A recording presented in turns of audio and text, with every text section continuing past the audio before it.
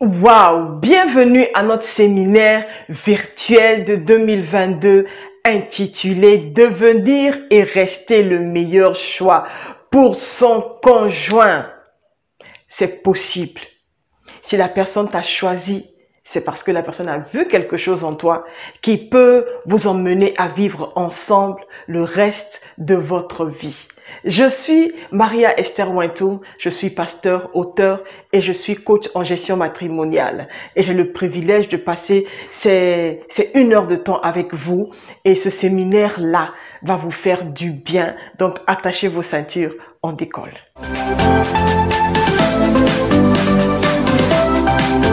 Je tiens à dire merci à chacun d'entre vous pour votre contribution, pour votre soutien. Et je sais que ces temps de séminaire-là va faire du bien à beaucoup de couples, va faire du bien individuellement à ceux qui prennent le temps de pouvoir suivre. Merci de ce que vous avez choisi de vous inscrire. Vous êtes en train de montrer que vous croyez en ce qui est en train d'être fait. Et vous allez aller de l'avant dans vos relations au nom de Jésus. Le premier sujet que je tiens à aborder ici dans ce séminaire-là, c'est comment rétablir une relation saine dans le couple. C'est vrai, nous sommes ensemble et nous avons bien commencé. Il y a beaucoup de choses qui se passent entre-temps qui nous emmènent à pouvoir comprendre si réellement on doit aller loin ou pas. Et il y a des signes qui montrent que nous sommes en train de mourir à petit feu.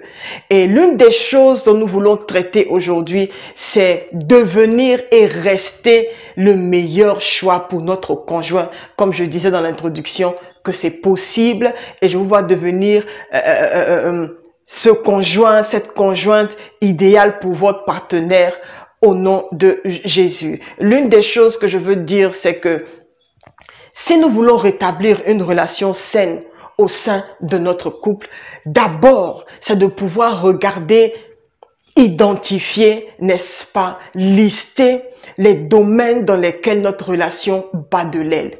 En un français plus simple, quels sont les domaines dans lesquels ta relation ne marche pas? Est-ce que c'est la communication?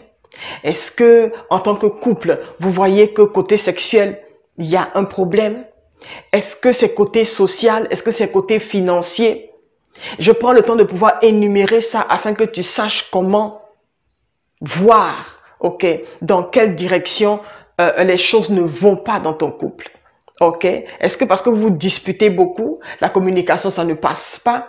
À toi de pouvoir voir. Énumère. Vois un peu quels sont les domaines dans lesquels les choses ne marchent pas. Est-ce que sa manière de me parler me frustre? Toi seul sais. Et je veux te dire aujourd'hui que sois franc avec toi-même. Dans ce que tu fais, sois franc. Ne dis pas, oh, c'est vrai que quelquefois il parle mal, quelquefois elle parle mal. Oh, mais je peux supporter. Il y a des choses que quand tu ne traites pas, tu finis par prendre des conséquences et des conséquences très graves. La Bible nous dit que c'est les petits renards qui détruisent la vigne. Si ta vie ne veut pas être détruite complètement, prends le temps de pouvoir identifier quels sont les petits renards qui sont en train de pouvoir semer des dégâts. L'une des choses que j'ai remarqué au fil des années que je suis mariée, c'est que quand il y a un problème et que vous mettez ça sous le tapis et que vous ne traitez pas le problème de façon convenable, ça finit par devenir de grandes choses et un grand problème entre vous. Ne nous comportons pas comme des gens qui disent « Ok, d'accord, je vais prier par rapport à ça et puis ça va passer, ça va passer. » Il y a des choses qu'on doit traiter en prière, mais la plupart des choses dans le mariage, il faut qu'on s'asseye et qu'on prenne des décisions et qu'on discute. C'est comme quand on va chez un médecin. On prend le temps de pouvoir dire au médecin « Voici ce qui ne va pas chez moi. » Et aujourd'hui, assieds-toi et dis-toi « Qu'est-ce qui ne va pas chez moi ? Qu'est-ce qui ne va pas dans ma relation? » Et énumère. Et puis, la deuxième chose, c'est de pouvoir te fixer des principes et de pouvoir les respecter. Ça, c'est le deuxième point. Fixe-toi des principes et respecte-les. De façon individuelle et en couple, faites cela. Je ne sais pas sur quelle base vous vous êtes basés pour être ensemble, mais normalement, un être humain qui veut aller loin a des principes, un être humain qui veut aller loin cherche à pouvoir avoir des barrières, des garde-fous. Les garde-fous sont les principes qu'on se met afin que nous puissions nous-mêmes être sur le droit chemin et aller loin. Quels sont tes garde-fous? Quels sont tes principes? Est-ce que dans ta relation avec cette personne-là, est-ce que vous avez des principes? Sinon, il est temps de pouvoir se fixer des principes et les respecter. Ça, c'est très simple. Respecte ces principes. Et puis, la troisième chose, si nous voulons rétablir une relation saine dans notre couple, la troisième chose, c'est de pouvoir cultiver le respect en tout temps. Le respect est la base d'une relation durable. Ce n'est pas seulement l'amour. Le respect. Quand on parle de respect, il y a des, c'est un mot qui emmène une certaine sainteté ou bien sanité dans notre relation. Tu me respectes, je te respecte. Et puis j'ai pris le temps de pouvoir énumérer quelques règles que nous devons avoir pour nous faire du bien. Par exemple, j'ai dit ici que quand on se respecte, on ne doit pas utiliser de langage dégradant l'un envers l'autre. Tu ne m'insultes pas, je ne t'insulte pas. Vous savez, avec le temps, on réalise que ce n'est pas seulement avoir les sentiments l'un pour l'autre, et je vais avoir un direct dans ça bientôt, oui, bientôt. Et puis, on va un peu comprendre que être dans une relation, bien être dans le mariage et des choses qui est quelque chose qui nous emmène loin, nous devons apprendre à ne pas seulement nous limiter aux sentiments, mais également foncer sur d'autres choses. La clé, c'est est-ce qu'on va vouloir apprendre? Apprendre, c'est le mot pour grandir, pour devenir mature, pour devenir meilleur. Apprendre, c'est le mot. Est-ce que tu veux apprendre? Si tu veux apprendre, tu es au bon endroit, n'est-ce pas? Une deuxième des choses que nous devons apprendre à ne pas faire, c'est de ne pas s'accuser. Pas d'accusation. Si ces faits-là ne sont pas réels, s'il a dit, ok, d'accord, je n'ai pas fait ça, c'est pas la peine de venir à chaque fois dire des choses qui ne sont pas fondées, lancer des accusations qui ne sont pas fondées, parce qu'on n'est pas convaincu de ce que la personne a dit quand une situation s'est passée. L'accusation ne doit pas faire partir de notre couple. Est-ce que je parle à quelqu'un? Également, quand nous communiquons, pas de cris. Apprenons à parler calmement. Apprenons à parler calmement. C'est pas que quand vous vous parlez maintenant, tout le quartier doit savoir que ils ont commencé encore, il est l'heure. Non. Pourquoi? Pourquoi est-ce que tu ne peux pas te calmer et parler? Pourquoi tu ne peux pas t'aménager et parler calmement? Les cris sont là pourquoi? Pourquoi crier? On crie partout. On crie sur notre époux, on crie sur notre épouse, on crie au travail, on crie partout où on passe. Dans la voie publique, on crie. Si on prend, comment on appelle ça, un véhicule commun, on crie sur le chauffeur. Partout où on est, on crie. Et ce n'est qu'une, notre vie n'est qu'une collection de cris sur différentes personnes à différents niveaux. Mais quand tu arrives à la maison, ne crie pas sur ton conjoint. Ne crie pas sur ta femme. C'est vrai que ce n'est pas tout ce qu'elle fait qui va te faire plaisir. Mais est-ce qu'en criant, tu résous quelque chose?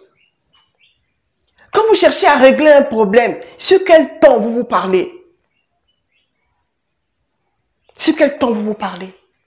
Oui, oui, j'ai dit, j'arrive chez toi là-bas. Merci pour les commentaires, je vois. Sur quel ton vous vous parlez? Toi seul réponds. Et puis un autre point, n'ayons pas recours à la force pour régler nos problèmes. Recours à la force. Le coup de poing. Ah mais non, et moi je ne me laisse pas faire. Si elle continue comme ça, moi je cogne. Ah oui, je connaissais quelqu'un qui était comme ça, qui a changé plus tard. Parce que lui, on lui a enseigné que quand une femme ne comprend pas quelque chose, il faut taper. Donc, il a grandi avec la mentalité que la femme, on la tape. Donc, il tapait toutes ses copines. Et c'est ce qu'il me disait. Il me disait, écoute, moi je les tapais. Mais par la grâce de Dieu, il est devenu chrétien. Le Saint-Esprit a corrigé ça en lui. Il s'est marié. Il avait un mariage heureux avant qu'il ne décède. On ne tape pas. Quelqu'un qui ne sait pas utiliser une parole douce pour parler, pour ramener les choses à la raison, va utiliser la force. Et quand tu utilises la force, c'est dire que tu as perdu le contrôle. Quand tu commences à battre ton conjoint, quand tu frappes ta femme, quand toi aussi tu gifles ton mari, tu es en train de montrer que tu as perdu le contrôle. Oui, oui, si tu ne le sais pas. Je t'informe. Je t'informe. Ok, donc pas de recours à la force. Vous n'êtes pas, votre mariage n'est pas bien, votre relation n'est pas un terrain, un ring de boxe et de catch.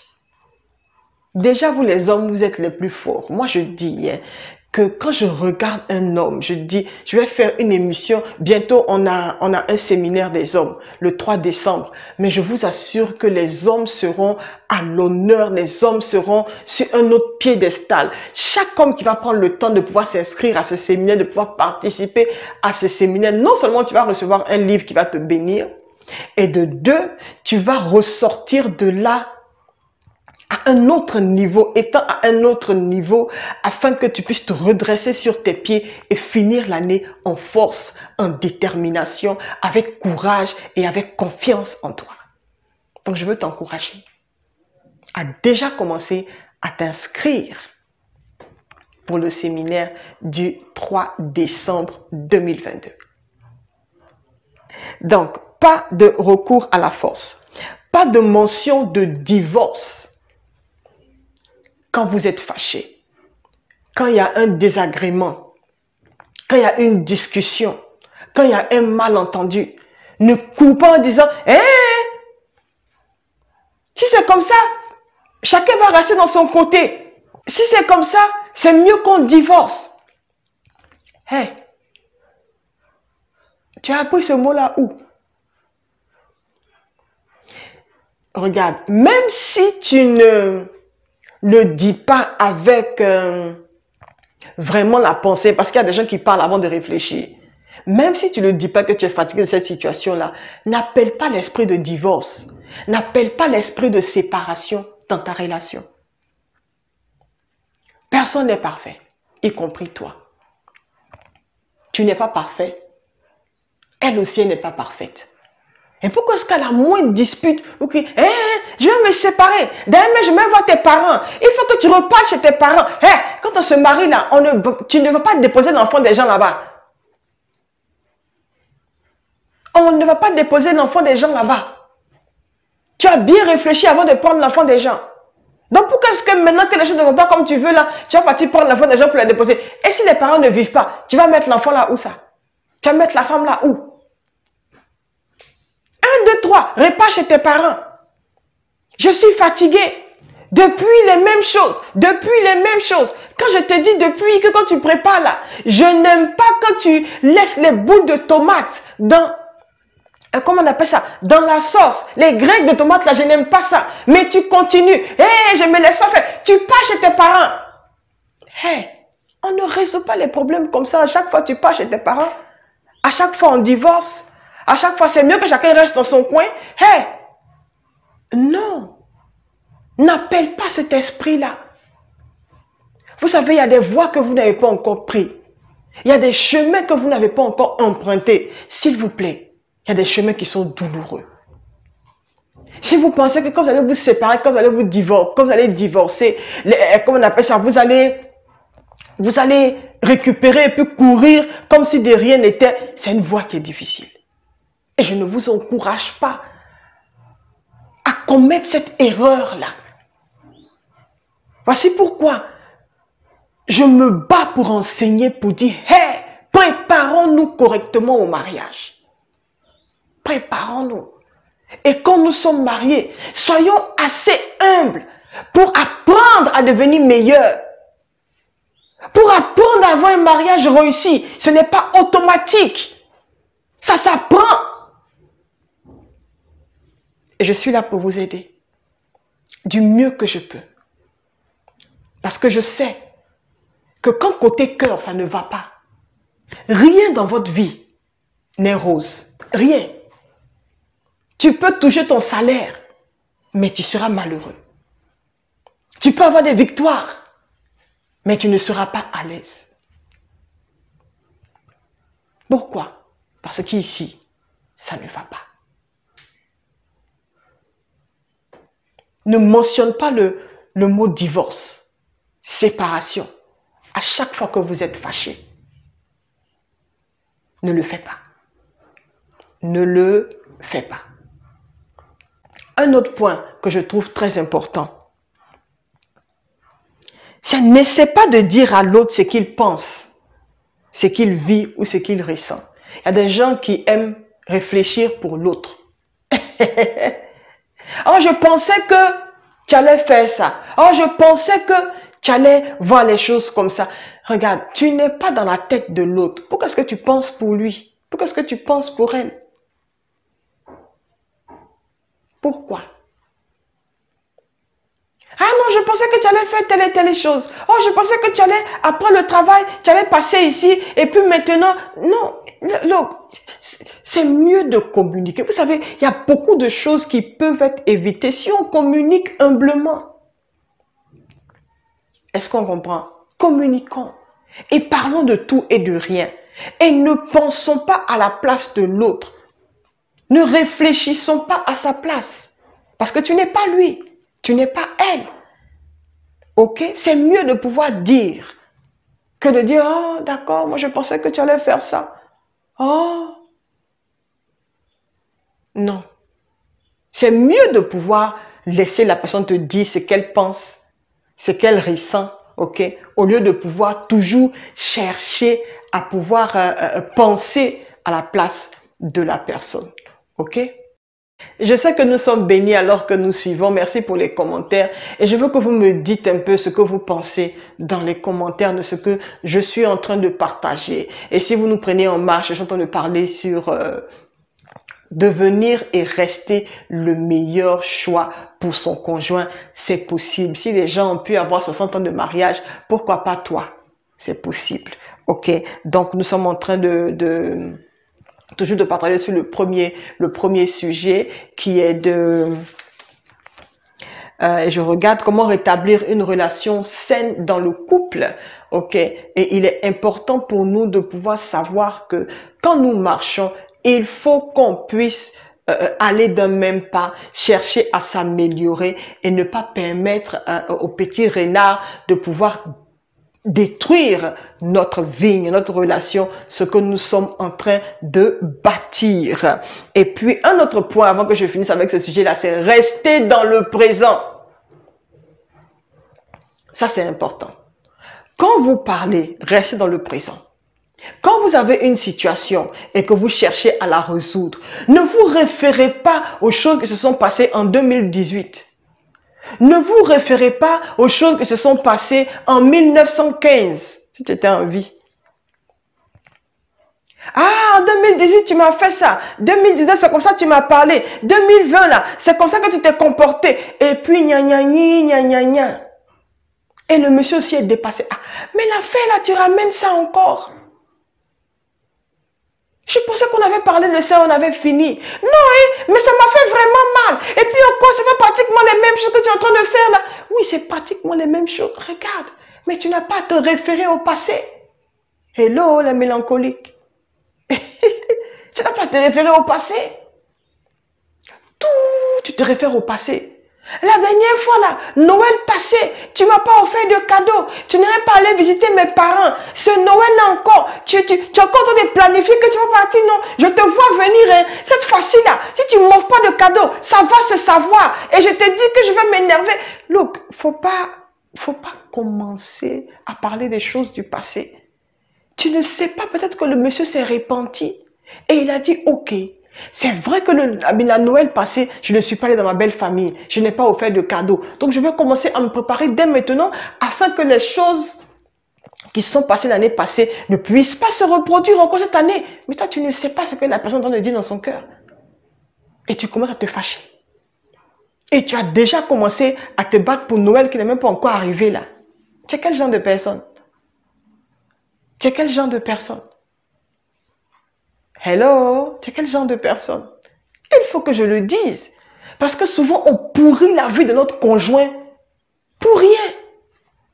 On laisse notre immaturité pleurer tellement dans notre foyer que la personne qui nous a épousés ne se sent même pas bien. C'est comme s'il a fait une erreur quand il a dit « je t'aime pour la vie ». Mais la personne qui t'a dit « je t'aime » et qui t'a choisi ne doit pas regretter. Ne doit pas regretter. Ne te réfère pas aux événements passés. Si Dieu se référait aux événements passés, est-ce que toi et moi, on serait là aujourd'hui? Il allait te rappeler ton avortement que tu as fait en l'an 2000. Il allait te rappeler tous les hôtels dans lesquels tu es passé. Il allait te rappeler combien de fois tu étais impoli, combien de fois tu étais pécheur, combien de fois tu volais. Dieu allait te rappeler tout ça. Mais pourquoi est-ce qu'il ne le fait pas? Sa parole nous dit que quand on vient confesser nos péchés là, non seulement il nous pardonne, mais il oublie nos péchés. Pourquoi est-ce que toi, quand un événement s'est passé, tu n'oublies pas? Tu as même un cahier où tu écris ça. Tu as un cahier où tu écris ça. L'une des choses qui rend Dieu agréable, hein, c'est le fait qu'il pardonne et il oublie. Noël passé, il t'a pas offert de cadeau. Donc ce Noël-là, look, nous sommes en quel mois déjà là? Mais toi, tu es en train de regarder seulement à Noël, tu dis, lui là, il va me sentir s'il ne m'offre rien cette fois-ci là. Il va me sentir. Oui, on sait que nous tous, on sait que tu as des grands parfums, mais pardon, laisse le frère tranquille. Et dans ton cœur, prie pour que Dieu puisse le bénir et qu'il puisse donner la faveur devant ton mari, devant ton bien-aimé, afin que les fêtes de fin d'année soient agréables pour toi. Pourquoi déjà commencer à te battre pour quelque chose qui n'est même pas encore arrivé? Pourquoi? Hello, c'est à toi que je parle. Calme-toi. Et reste dans le présent. Ok? Reste dans le présent. On a oublié ton anniversaire l'année passée. C'est pas grave. Cette année-là, c'est une nouvelle année.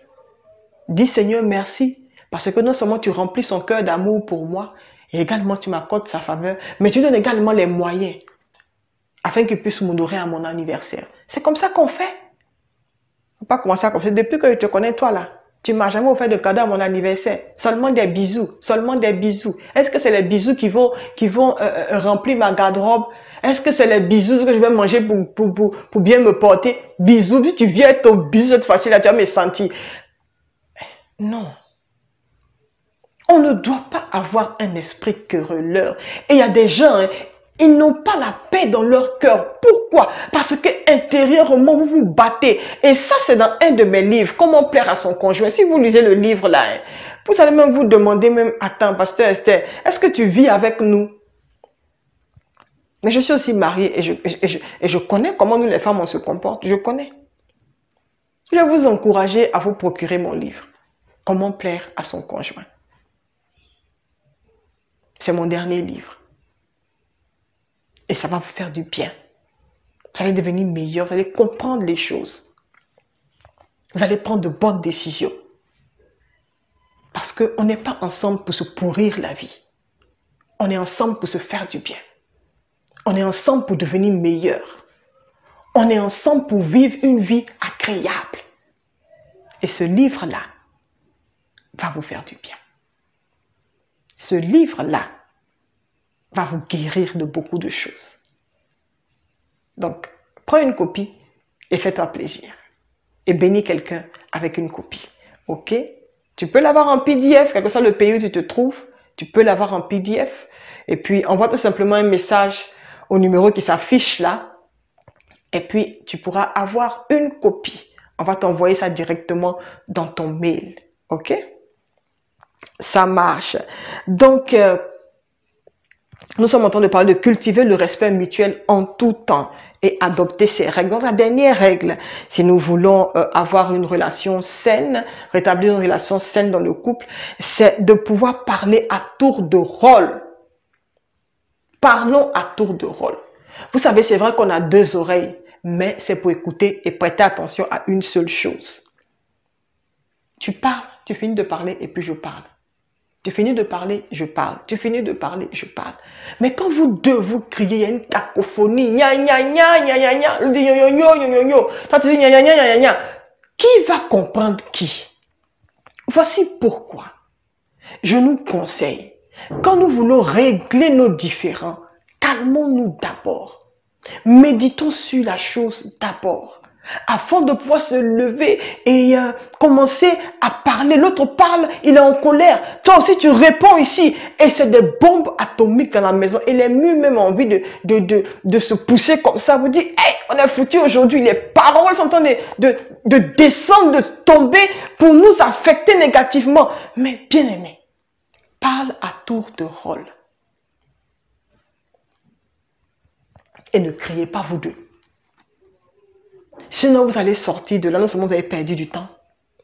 2, vous ne vous êtes pas compris. 3, vous n'avez pas trouvé de solution pour avancer. Donc, calmez-vous et parlez à tour de rôle quand vous êtes en train de régler un problème. Et ça doit être des règles que vous allez respecter.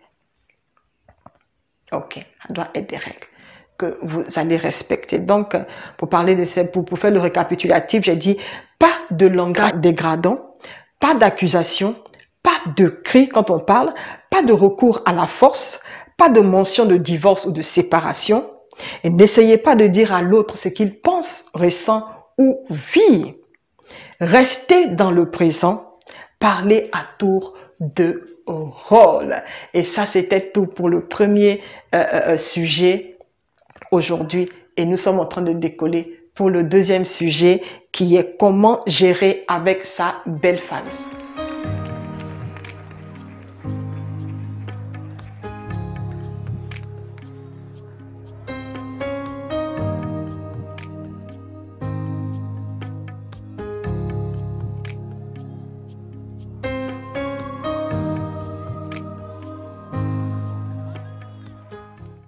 J'espère que nous apprenons quelque chose et nous sommes à la deuxième phase de ce séminaire virtuel.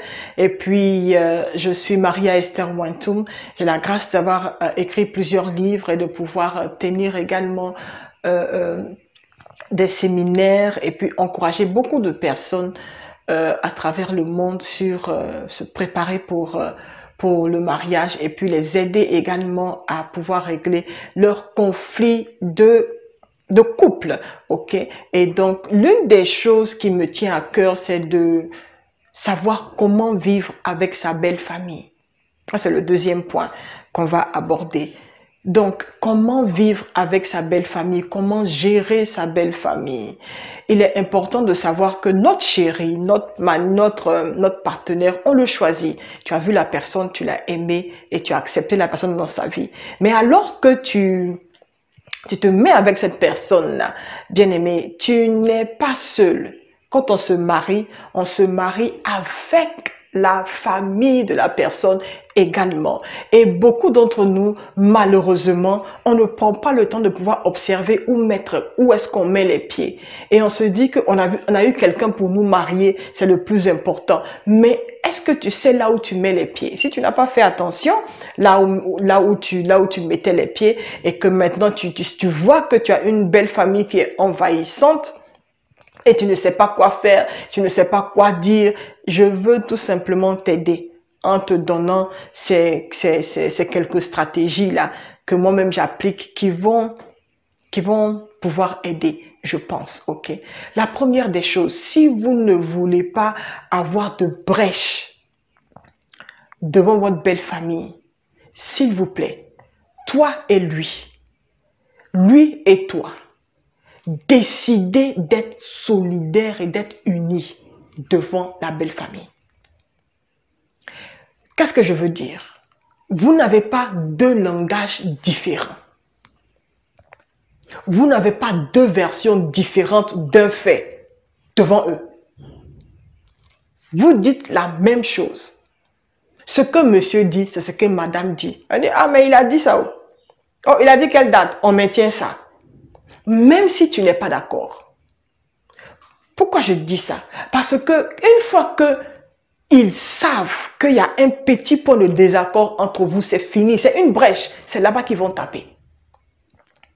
Voici pourquoi. Même si tu es fâché avec lui, mais tu es fâché avec elle, bats-toi pour que devant ta belle famille, s'il te plaît, que vous ne montriez pas qu'il y a une certaine faille, il y a un... Vous ne vous entendez pas sur quelque chose, non. Que eux-mêmes ils puissent dire, eh, les deux là, pardon, c'est même pas la peine de mettre un doigt là parce que elle va pas dire autre chose que lui. Même si ça ne te plaît pas ce qu'il a dit, même si ce qu'il a dit est fou, ou bien même si ce que ta femme a dit est fou, s'il te plaît, dis ok d'accord, il veut pas, ok. Mais pourquoi tu me demandes? Il dit il veut pas, c'est ça? C'est ce qu'on fait, il veut pas, moi aussi je veux pas. Ils vont dire, vous deux là. Oui, c'est pas grave, vous deux là. Mais c'est nous deux là qui sommes devenus, mais qui sont en train de devenir un. Donc, soyez solidaires comme ça. De comme ça, vous devenez comme ça. Une deuxième chose que vous devez faire, si vous voulez savoir comment gérer votre belle famille, c'est de pouvoir mettre des limites. Et je le dis, il n'y a rien qui se construit sans des limites. Un laisser-aller apporte ce qu'on appelle la médiocrité. Et la médiocrité emmène ce qu'on appelle le regret et le désespoir. Donc, je viens te dire, si tu veux avoir une bonne relation avec ta belle famille, mettez des limites. Ça ne veut pas dire que tu dois aller manger ta belle, mais puis dis, toi là, faut pas venir ici, hein. Je t'ai dit, faut pas t'emmener chez moi. Non, tu t'entends avec ton conjoint, avec ta conjointe, ok? Et puis vous mettez les limites. Si c'est pas peut-être quand, peut-être que tu as accouché, bien quelque chose comme ça, que les parents doivent venir peut-être faire 1 mois à la maison, ou bien 2 mois, on doit venir faire 1 mois ou 2 mois. À part ça, ne permettez pas que les parents débarquent comme ça sans prévenir. Ne permettez pas. Ok? Et dites-vous et décidez que dans ma chambre là, maman rentre pas là-bas, papa rentre pas là-bas, ma belle famille ne rentre pas dans notre chambre là. Que ce soit tes parents, bien mes parents, la chambre là, personne ne rentre pour dormir là-bas. Et si vous savez que par exemple, vous êtes dans une maison à une seule pièce, ok, vous n'avez pas 2 chambres pour recevoir les invités, ne donnez pas votre lit conjugal à vos parents pour dormir là-dessus. Merci Seigneur. Ne donnez pas. Et si vous savez que vous avez affaire à une belle famille qui débarque n'importe comment, apprenez à boucler la porte de votre chambre. Parce qu'il y a des belles sœurs qui n'ont pas honte. Elles rentrent là-bas là. Ah ma belle, qu'est-ce que tu as dans tes affaires là-bas? J'aime ta robe là. Oh. Et puis tout le temps, alors que tu es habillé comme ça, on te dépouille de tes habits. C'est quoi cette manière de vivre là? C'est quoi? Une fois qu'on voit seulement une perruque, et ta perruque là, je pense que ta perruque là va t'habiller, ça va. Mais je te dis, mais je veux la perruque là, mais ça va m'aller. Donc elle qui a payé sa perruque là, elle ne sait pas ce qui est bon pour elle. Et on te dépouille à chaque fois. Au nom de quoi? Au nom de quoi? Mettez des limites. Tu peux faire ça avec tes propres sœurs. Mais quand il s'agit de la belle famille, c'est différent. Mettez des limites. Dis, ah, d'accord, je vais faire aussi pour toi. Et puis tu ne les écoutes pas. Maintenant, si tu sais que tu veux faire, tais-toi et puis fais, ne te plains pas. Tais-toi et puis fais. Dites-vous entre vous-même, monsieur et madame, que la limite des membres de la famille sera le salon. C'est tout. Et si toi également, si toi tu fais partie de la belle famille de quelqu'un, ne va pas leur pourrir la vie. Apprends à prévenir avant d'arriver. Et Et si vous-même vous décidez que non, si ta maman ne veut pas qu'elle dure plus d'une semaine, maman, on ne pourra être disponible que pendant une semaine. Je me rappelle, il y a une personne que je connais qui me disait, ma belle-mère arrive et quand elle va venir comme ça là, je ne sais pas, il faut que je fasse beaucoup de provisions et tout ça. Je lui ai dit, hé, calme-toi. Calme-toi. D'abord, ton mari ne travaille pas pour l'instant.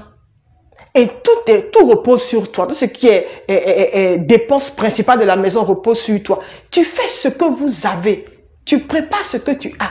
Si aujourd'hui vous mangez le niamboué, vous mangez. Si demain ça s'arrache, c'est ce que tu as. Tu prépares ce que tu as. Ne va pas tuer de dindons et de quoi encore là même là. D'éléphants. Pourtant habituellement tu ne manges pas d'éléphants. C'est maintenant que tu vas aller dans la forêt pas chez l'éléphant. Non, elle arrive. Il faut que je prépare un peu de lion sauté. Il faut que je prépare. Hé, calme-toi. Qu'est-ce que j'ai dit? Calme-toi. Tu ne prépareras pas de lion sauté, ni de caïman braisé, ni d'éléphant braisé. Rien. Va au marché. Prends le poisson que vous avez l'habitude de manger. Prends les crevettes que vous avez l'habitude de manger et fais ce que vous avez l'habitude de manger. Tu sais pourquoi je dis ça? Parce que si tu lui montres que vous vivez sur un certain standard alors que tu veux lui faire plaisir, elle va penser que vous avez vraiment beaucoup plus. Chez vous là, tous les soirs, vous mangez des crevettes. Les crevettes qu'on ne trouve pas là, vous avez un peu. Oh. Faut pas chercher à l'impressionner. Il y a des gens, on ne les impressionne pas. Sinon, ça coûte cher après. Vis avec ce que tu as. Si vous mangez poisson maille, les poissons sardines, c'est ce que vous mangez, donne-lui. Et ne cherche pas à manger éléphant braisé. Que toi, tu ne sais même pas comment on écrit éléphant braisé. Non, ne vis pas au-dessus de tes moyens. Va doucement. Et ne cherche pas à l'impressionner. Sinon, ils vont penser que vous avez beaucoup. Et quand les demandes vont venir, est-ce qu'on peut avoir 100 000 pour partir au village? Est-ce qu'on peut avoir ça pour partir ici? Tu n'as pas. Mais tu lui as montré que vous vivez bien. Tu lui as montré que vous vivez bien. Ok? Donc, mettez vos limites et sachez quoi vous allez vous dire. Je sais que beaucoup d'entre vous, vous ne savez même pas, vous n'avez jamais pensé qu'il fallait que vous mettiez des limites. Ah, on est en Afrique, on est en Afrique. Est-ce que ça veut dire que parce qu'on est en Afrique, on va accepter toutes les bêtises? Non. Moi, par la grâce de Dieu, je suis rentrée dans une bonne, belle famille. Ok. Là-bas, ce sont des intellectuels, ce sont des gens érudits.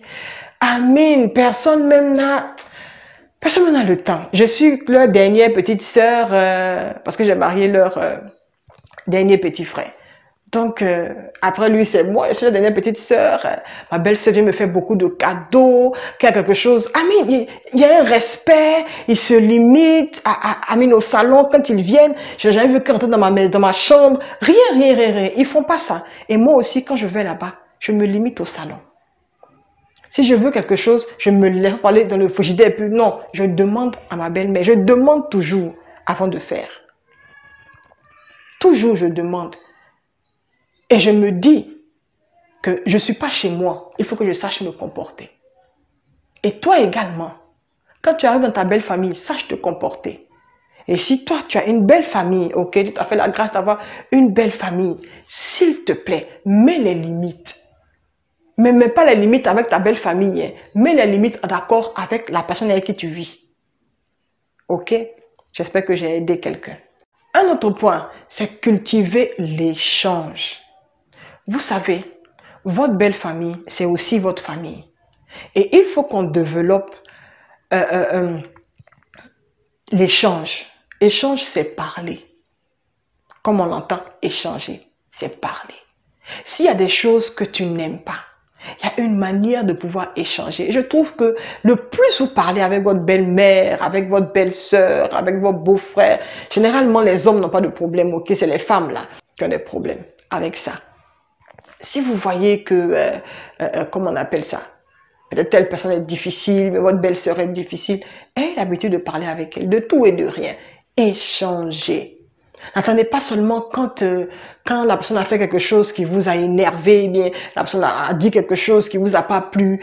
Mais c'est pas seulement là que vous devez, il faut qu'on parle, hein. Le week-end là, j'arrive là-bas, on va parler. C'est pas comme ça. Si vous partez avec ce ton-là, vous allez vous faire mal. Vous allez vous faire mal.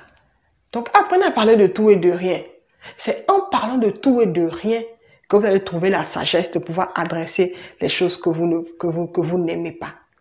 Et puis, mind you, comme on le dit en anglais, de la même manière dont votre famille n'est pas parfaite, c'est comme ça votre belle famille n'est pas parfaite. Votre belle famille n'est pas parfaite.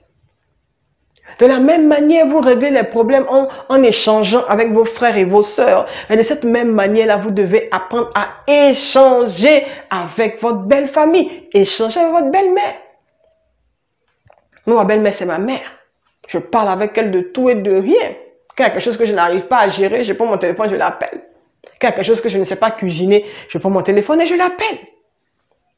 On parle de tout et de rien. Je n'attends pas une occasion spéciale pour pouvoir lui parler. Non. Mais je parle avec elle de tout et de rien.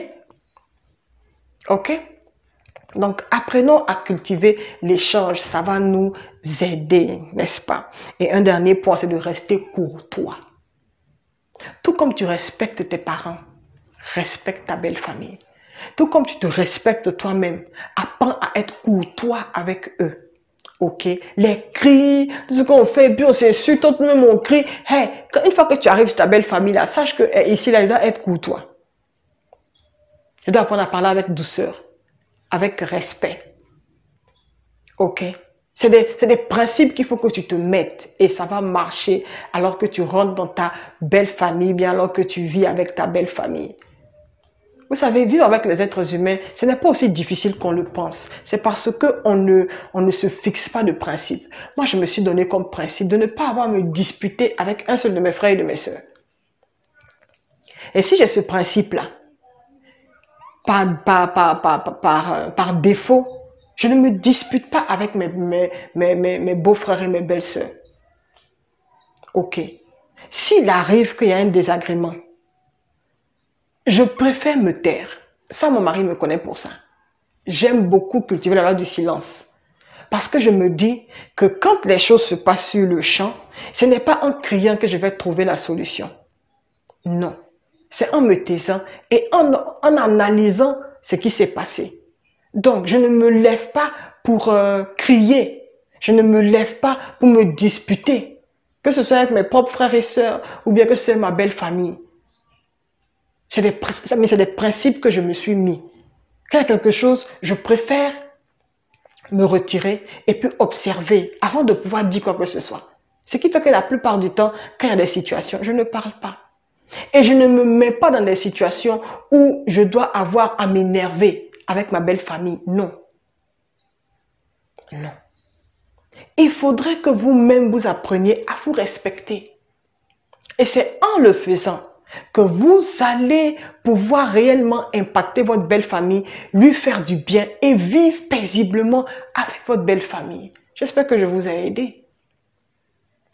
Ça va marcher si on apprend à ne pas voir la belle famille comme notre ennemi. Et puis, prions aussi pour notre belle famille et prions pour nos rapports avec notre belle famille.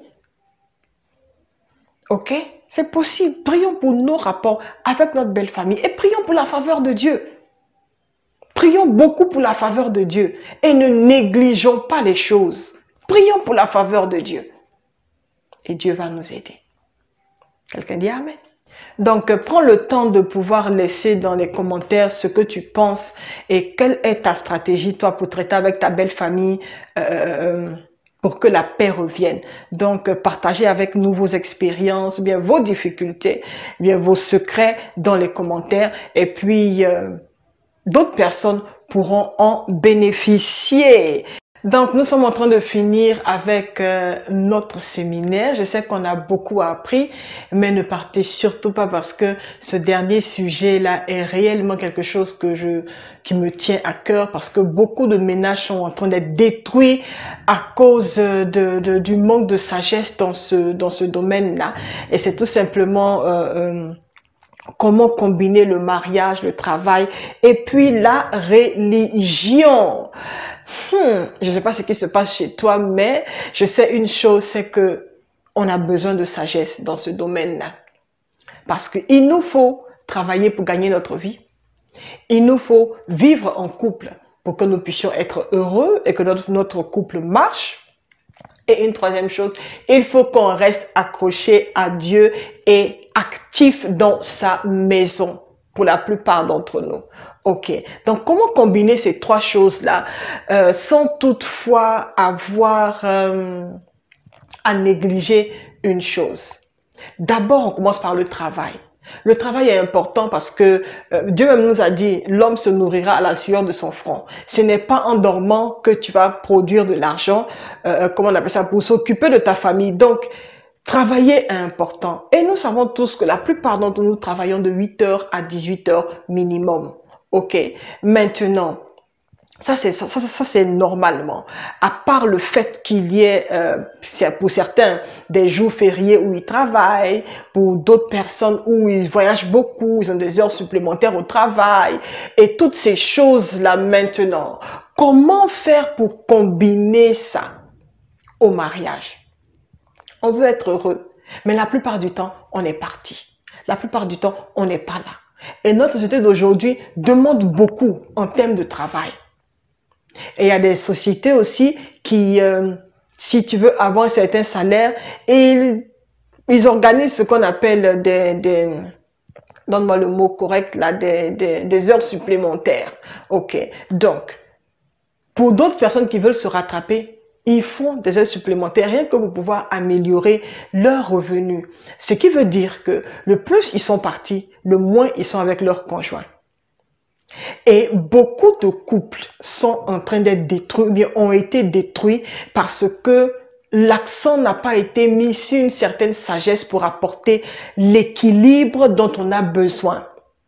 Et aujourd'hui, je veux partager certaines clés qui vont nous aider à pouvoir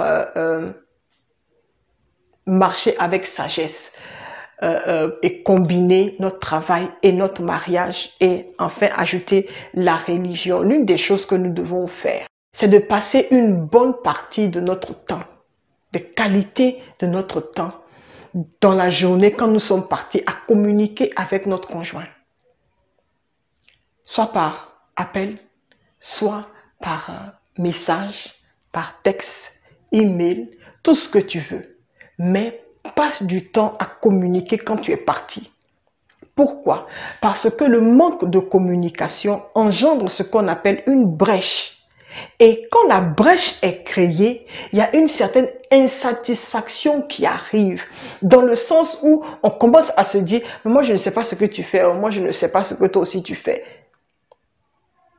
Et puisque la nature a horreur du vide, pour toi, tu te dis que tu dois travailler, donc l'autre est en train de travailler. Mais tu oublies que il y a une certaine attention qu'il faut que tu portes à l'autre. Si tu veux que ton foyer réussisse malgré les nombreuses heures où tu es parti, il faudrait que tu apprennes à développer une bonne communication.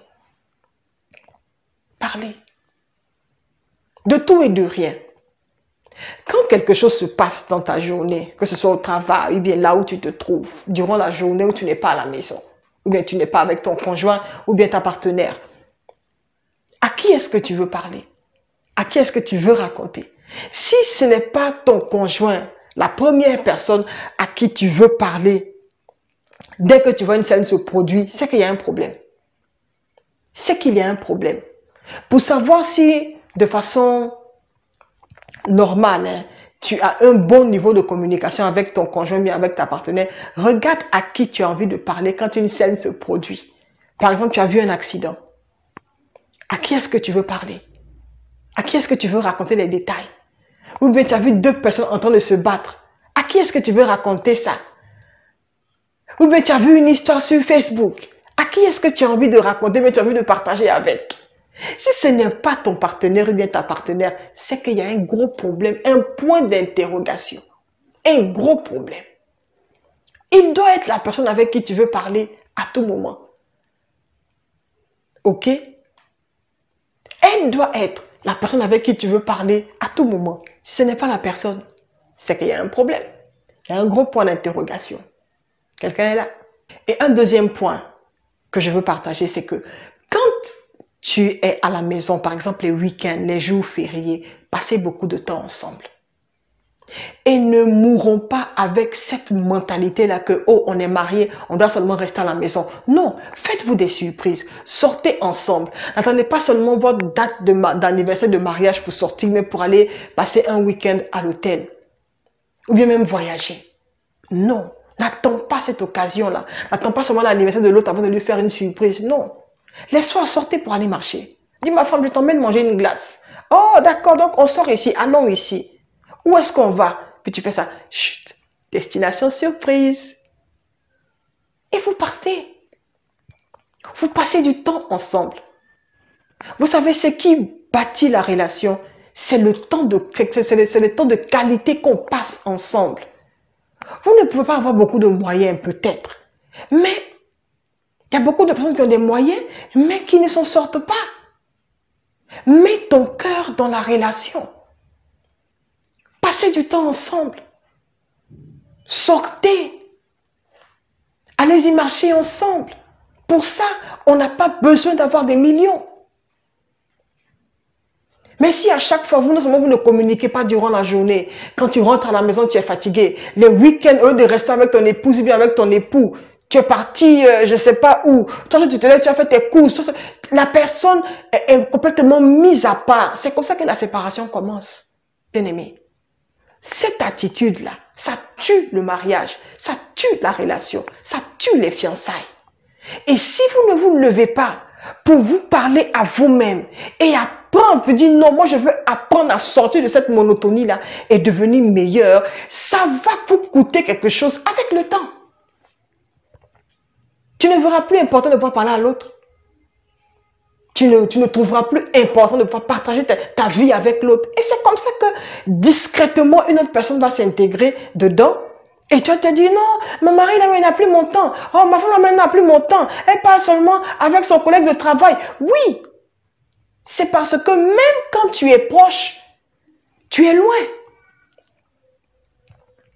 Même quand tu es à la maison, là, tu es loin. Tu es sur ton téléphone. Tu règles tes problèmes au téléphone. Tu es encore en train de travailler sur ton ordinateur. Et ta femme est mise à l'écart. Ton mari également est mis à l'écart. Et vous comptez bâtir quoi? En ne passant pas du temps ensemble. Oh, mais coach Esther, on n'a plus rien à se dire. Oh, mais moi, j'ai plus rien à lui dire. Hein. Même quand tu rentres à la maison et qu'il demande, chérie, et ta journée, comment ça s'est passé? C'était bien. Les détails, tu ne veux pas lui raconter. Il ne sait même pas ce qui se passe dans ton travail. Il ne sait pas qu'il y a telle personne qui t'énerve. Il ne sait pas qu'il y a tel boss même qui t'énerve. Il ne sait rien du tout. Hey. Je me rappelle, il y a un monsieur qui traversait une situation au travail. Et puis tellement il parle avec sa femme, il explique les choses à sa femme et tout ça là. Quand il fallait régler un problème bien, en tout cas avec quelque chose qui s'était passé, et puis le monsieur avait commencé à expliquer. Mais il n'expliquait pas bien. Et puis sa femme qui n'est pas dans le même travail que lui, hein, à qui il parle de tout et de rien, elle a pris la parole. Et puis elle a dit, il y a tel monsieur qui s'appelle tant. Elle a commencé à expliquer tout ce qui se passe comme si elle vivait là-bas. Et la personne chez qui ils sont partis régler le problème, le monsieur qui demande, est-ce que c'est vrai? Il dit oui, ce qu'elle dit là, c'est vrai, c'est la vraie version là, j'avais oublié, c'est un fait. Mais qu'est-ce que ça a prouvé? Ça a prouvé que les deux communiquent absolument bien. Il n'a pas caché quelque chose à sa femme. Il lui disait tellement tout que quand les choses se sont levées, la femme aussi a pris le devant. Et elle défendait son mari, bien sûr. Elle a pris le devant, elle a commencé à parler encore et encore, encore et encore, et a bien expliqué les faits.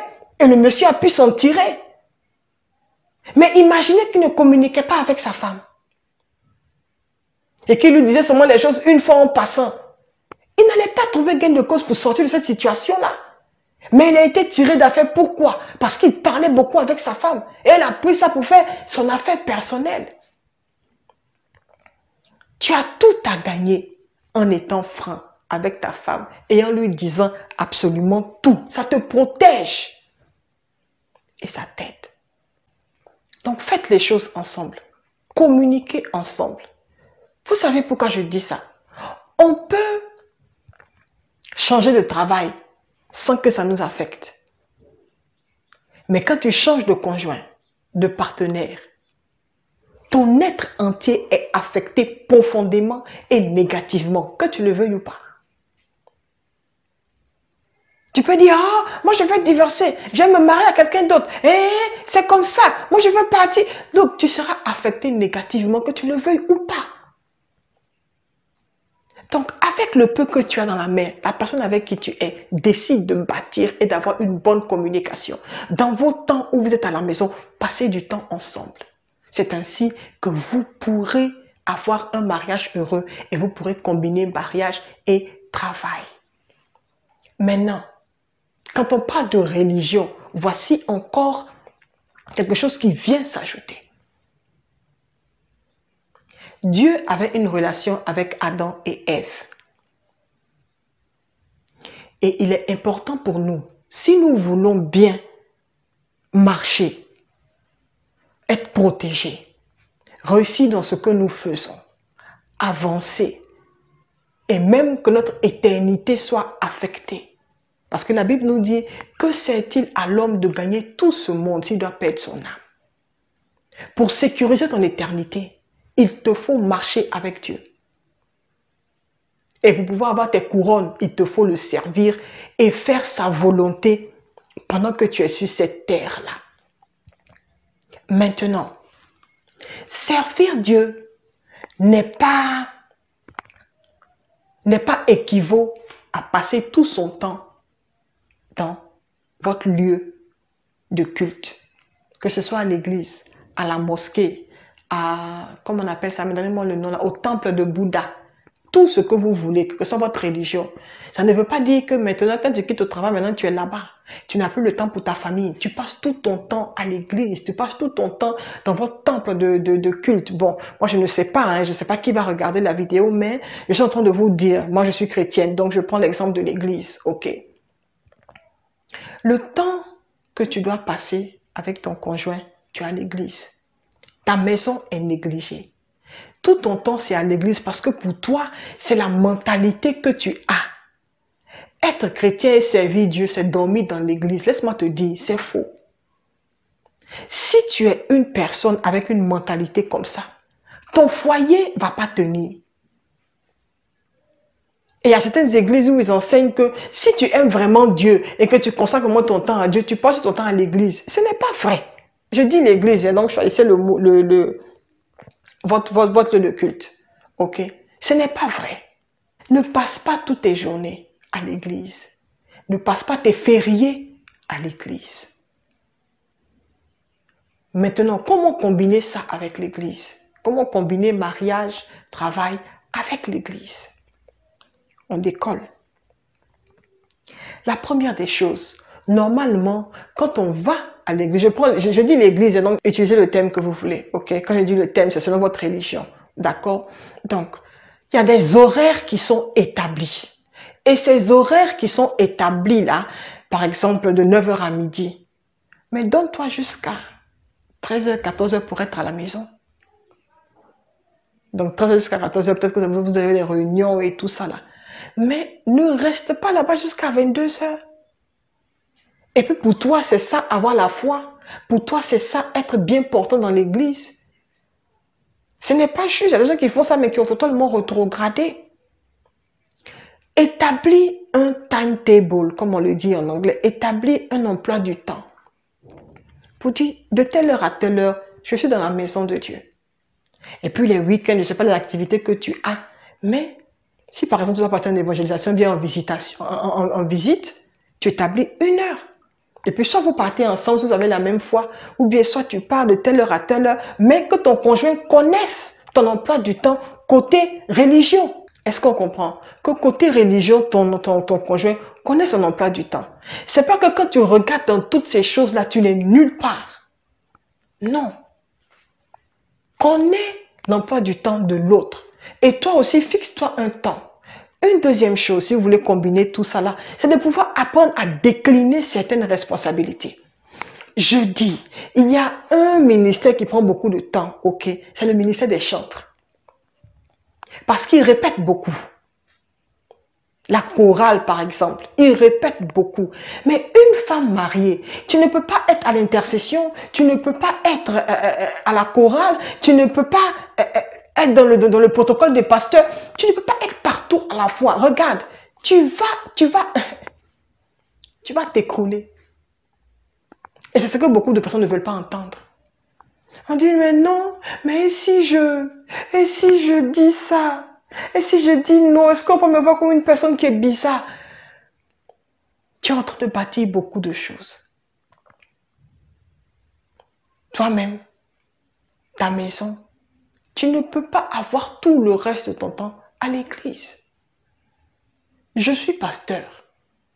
Je sers le Seigneur. Mais avec le temps, tu vois qu'il faut que tu apprennes à te mettre des limites. Il faut que tu apprennes à te mettre des limites. Est-ce que je parle avec quelqu'un? Tu n'es pas obligé de dire oui à tout ce qu'on te demande de faire. Et il y a certains engagements que tu dois normalement décliner. Si tu sais que ça te prend tout le temps, quand tu te focalises sur une seule chose et puis tu es là-bas, tu fais. Mais tu ne peux pas être partout à la fois. Est-ce qu'on comprend? Tu ne peux pas être partout à la fois. Vous savez, notre problème, nous les Africains, on ne sait pas dire non. Parce que si on dit non, on va penser que non, la personne va mal. Ils vont nous voir comme une personne bizarre. Hey, mais que les gens te voient comme bizarre. Mais quand ton foyer va prendre un coup là, ils ne seront pas là pour venir régler le problème. Et même s'ils viennent régler le problème que ton mari dit qu'il ne veut plus de toi, tu penses que c'est ton passé qui a te récupéré chez lui à la maison? Il ne va pas te récupérer chez lui. Il va dire, ah, gérer ça là-bas, hein. Si le monsieur met tes bagages dehors, comment tu vas faire? L'église ne pourra pas payer ta maison pendant tout le reste de ta vie. L'église ne va pas te faire l'amour. L'église ne va pas payer tes factures. Non. C'est la vérité. Il faudrait qu'on apprenne à être sage. Une deuxième chose, c'est d'apprendre à faire attention quand notre conjoint commence à se plaindre. Ta femme commence à dire, ah, toi là, tu es toujours parti à l'église là, tu es toujours parti à l'église. Toi, c'est vrai que tu voyages beaucoup, mais quand tu as un peu de temps aussi, passe le temps avec moi et tes enfants. Passe le temps avec moi et les enfants. Ne dis pas, ah, toi, tu n'es pas spirituel. Toi, tu n'es pas spirituel. Non. C'est toi qui manques de sagesse. Et ce n'est pas en te tuant à l'église que tu vas plaire à Dieu. C'est faux. C'est faux. Tout le monde est appelé pour faire une chose. Focalise-toi là-dessus. Et puis, vas-y, fais. Vas-y, fais. Et apprends à dire non. Pardon, je suis occupé en train de faire telle chose, donc je ne peux pas m'occuper de telle chose. Ce n'est pas être impoli. C'est plutôt être sage. Les gens pensent qu'on sera les préférés si on apprend à dire oui à tout. Mais et toi-même? Et ton mariage? Tu ne penses pas que ton mariage également doit bien se porter pour que tu puisses plaire à Dieu? La Bible nous dit que la balance fausse est en abomination devant Dieu. Combien de temps tu passes à la maison? Quand tu arrives à la maison, tu es fatigué, tu dors. Tu dors.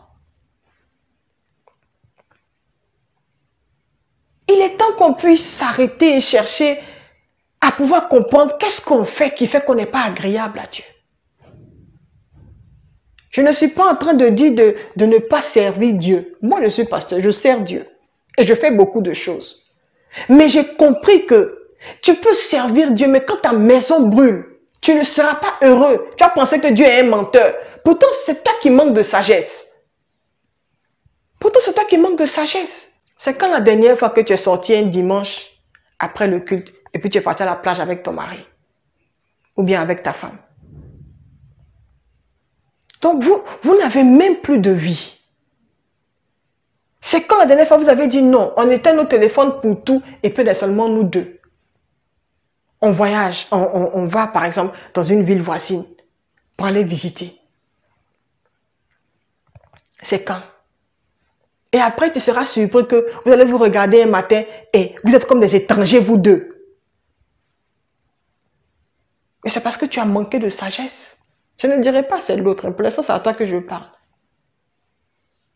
Mon foyer a pris un coup parce que je n'ai pas su gérer ces trois choses-là. Mon foyer a pris un coup sérieux. Jusqu'à ce que je décide de pouvoir arrêter beaucoup de choses. Mon mari aussi est serviteur. Mais lui, il a une certaine sagesse. Il se limite à certaines choses. Dimanche, il va à l'église. Il prêche. Quand il finit, il ne se fatigue pas. Il rentre à la maison. Quand il y a une réunion, il va à la réunion, mais il est à la maison. C'est moi qui étais partout dans la ville.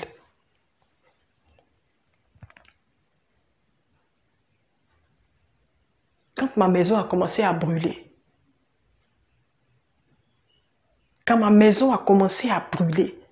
c'est là ma tête a cogné. Puis j'ai dit, hé, il faut que j'apprenne à rentrer tôt à la maison. Parce que pour que l'homme te remplace, hein, c'est très facile. Pour que l'homme te remplace, c'est très facile. C'est très, très, très facile. Et nous qui pensons que nous sommes les plus loin, on doit être partout à la fois. Hé! Si tu n'apprends pas à te calmer et à prendre soin de ta maison, tu seras surprise que malgré les versets que tu quotes, malgré les prédications que tu donnes, malgré toutes les personnes à qui tu imposes les mains, tu seras vite séparé de ton mari et tu seras seul. Il va te remplacer. Et ne me dis pas, oh pasteur Esther, mais normalement les pasteurs, ils ne divorcent pas, mais normalement les pasteurs, ils ne font pas ça. Oui, les pasteurs ne font pas ça, mais d'abord sont des êtres humains avant d'être des pasteurs. Et ils ont des besoins charnels. Que tu le veuilles ou pas. Il y a un serviteur de Dieu qui est parti à un moment de convention, je pense, à l'église. Et puis, il est parti tard. Tout le temps, c'est comme ça. Tout le temps, c'est comme ça. Et une fois, il est rentré. Quand il est rentré, sa femme lui a dit, retourne chez ta maîtresse. Retourne chez ta maîtresse. Et puis, il dit, mais j'ai quelle maîtresse? Je viens de l'église et tout ça là. Sa femme l'a viré. Un grand homme de Dieu, hein. Sa femme l'a viré. Et puis, il est parti dans la voiture. Il s'est assis. Et puis, il a dit, Seigneur, mais pourquoi est-ce qu'elle se comporte comme ça? Et puis, Dieu lui a dit, elle a raison. Elle a raison. Tu as vu? Mais quand Dieu lui a dit, elle a raison, là, au monsieur, il n'est pas allé dire, non, tu as raison. Non, il a commencé à changer les choses. Il y a beaucoup de serviteurs de Dieu qui ont compris ça. Ils ont commencé à limiter beaucoup de choses qu'ils font. Parce que ton foyer va brûler. Quand ton foyer brûle, quelle que soit ton onction, tu es affecté. Tu deviens même comme bête. Je sais de quoi je parle. Tu deviens comme une personne cinglée. Tu perds la tête.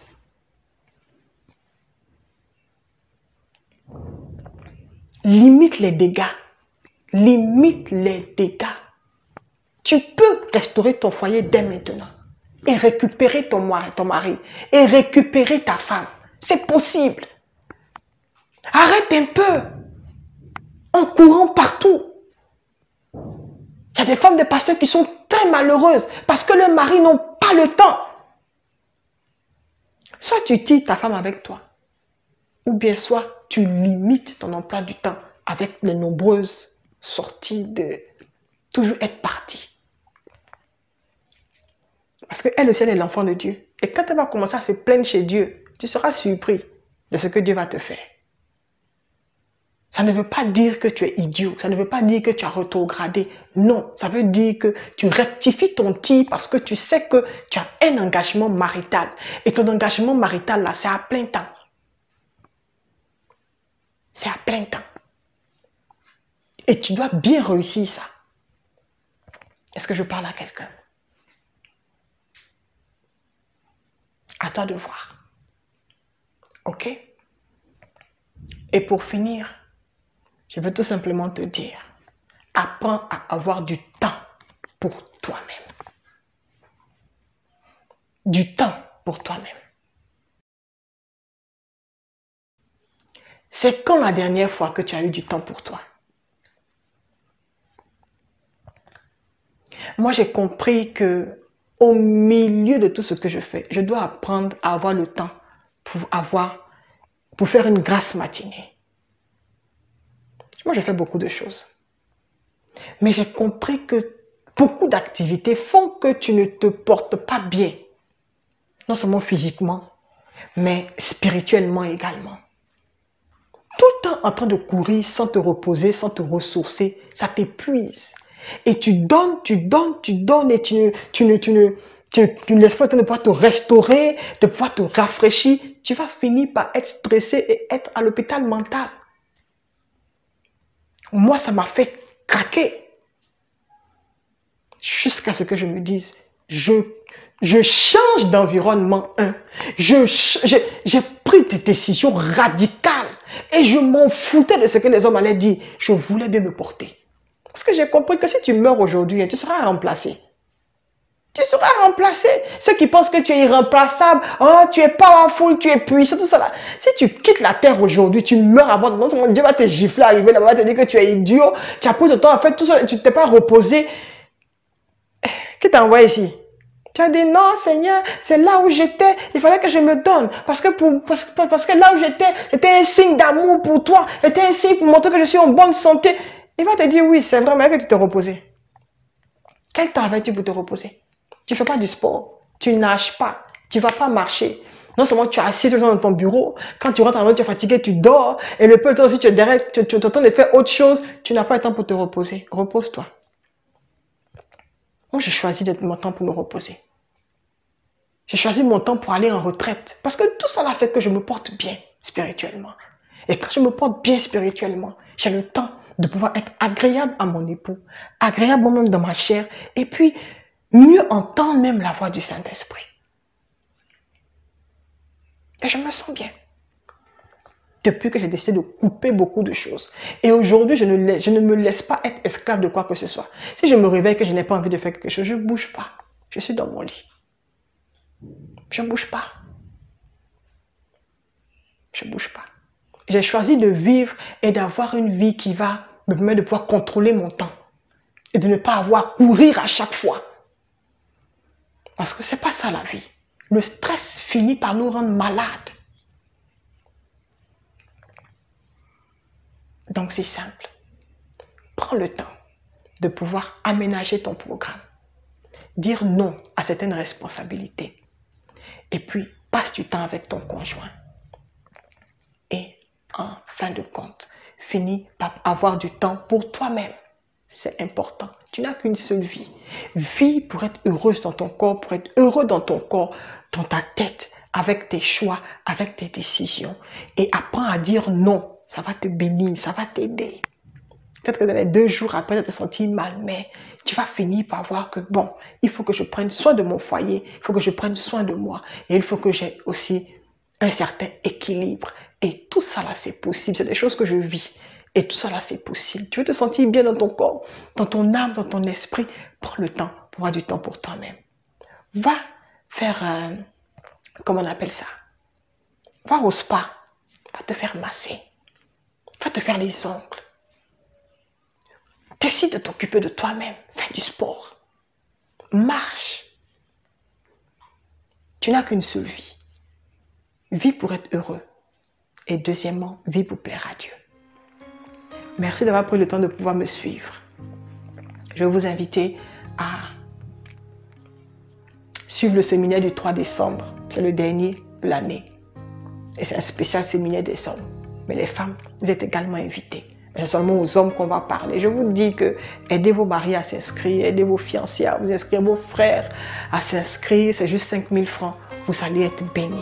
Et il y aura beaucoup de choses que je vais partager avec les hommes et qui vont les aider à pouvoir être une source de bénédiction pour finir l'année. Merci, je suis Marie-Esther Ouintou.